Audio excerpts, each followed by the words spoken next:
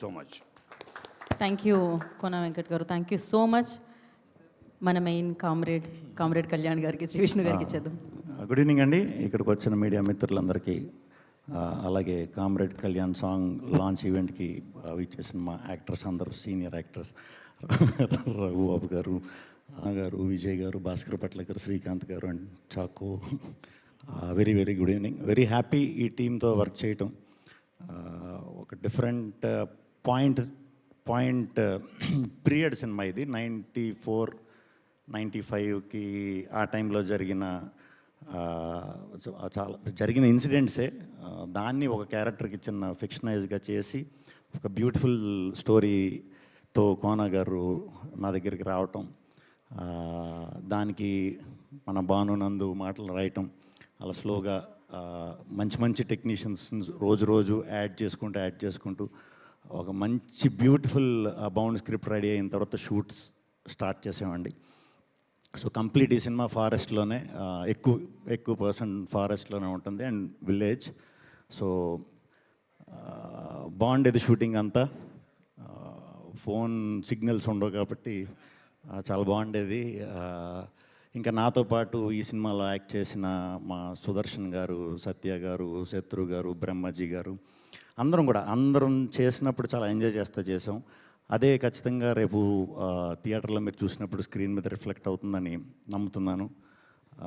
ఇంకా మ్యూజిక్ విషయానికి వచ్చేసరికి విజయ్ చాలా మంచి సాంగ్స్ ఇచ్చారు, 4 చాలా మంచి సాంగ్స్, డిఫరెంట్ సాంగ్స్. డెఫినెట్గా ఇవి మీకు ఈజీగా పాడుకోవడానికి చాలా రైట్ పదాలతో భాస్కర్ పట్ల గారు చాలా చక్కగా రాశారు. వెరీ హ్యాపీ సార్ మీతో కూడా వర్క్ చేయటం.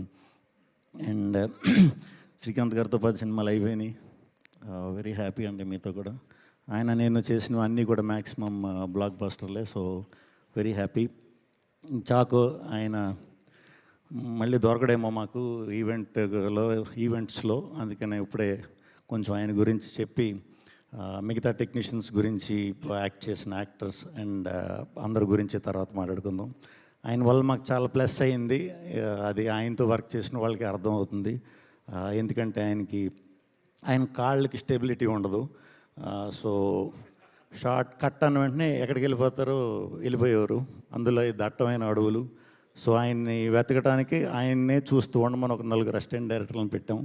ఆయన ఎక్కడికెక్కడికో కిలోమీటర్లు, 2-3 కిలోమీటర్లు పరిగెట్టుకు వెళ్ళటం, ఆయన పట్టుకోవడానికి మనవాళ్ళు వెళ్ళటం, అదే టైంలో బ్యూటిఫుల్ లొకేషన్స్ కనిపించాయి. సో చాలా థ్యాంక్స్ చాకు గారు. ఆయన వల్ల నిజంగానే చాలా మంచి లొకేషన్స్ పట్టుకోగలిగాం.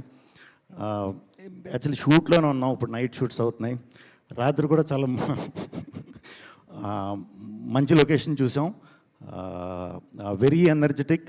ఆయనది ఒక డిఫరెంట్ ఇది ఉండబోతుంది దీంట్లో, మీరందరూ స్క్రీన్ మీద చూస్తారు. అట్లాగే మిగతా యాక్టర్స్ అందరి గురించి, టెక్నీషియన్స్ గురించి నేను అన్నట్టు మళ్ళీ మాట్లాడుకుందాం. ఇక్కడికి వచ్చినందుకు చాలా థ్యాంక్స్.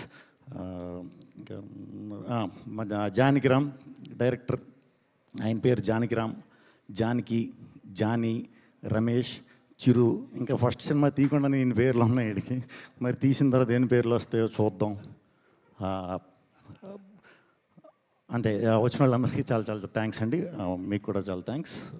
మళ్ళీ కలుద్దాం.